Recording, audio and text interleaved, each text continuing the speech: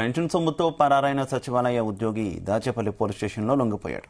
పల్నాడు జిల్లా దాచేపల్లి సచివాలయంలో పెన్షన్ సొమ్ముతో పరారైన వెల్ఫేర్ అసిస్టెంట్ సంపతి లక్ష్మీప్రసాద్ ఈరోజు ఉదయం దాచేపల్లి పోలీస్ స్టేషన్లో లొంగిపోయాడు. నెల 1వ తారీఖున పెన్షన్ సొమ్ముతో పరారైన విషయం తెలిసిందే. తాను ఆన్లైన్ బెట్టింగ్లో మోసపోయి డబ్బులు పోగొట్టుకున్నానని, తనను ఈ ఒక్కసారి క్షమించమని అధికారులకు మొరపెట్టుకుంటూ సెల్ఫీ వీడియో విడుదల చేశాడు. ఇదే విషయంపై మంత్రి నారా లోకేష్ ట్విట్టర్ ద్వారా స్పందించారు. 15 రోజుల్లో తీసుకువెళ్లిన పెన్షన్ సొమ్ము తిరిగి చెల్లిస్తానని సంపత్ తెలిపాడు. నేను వచ్చి మనీ కూడా పే చేద్దామని అనుకుంటున్నాను సార్. కొంచెం టైం ఇస్తే నేను రోజులు అడిగాను. 10 to 15 days లోనే నేను పే చేద్దాం అనుకుంటున్నాను.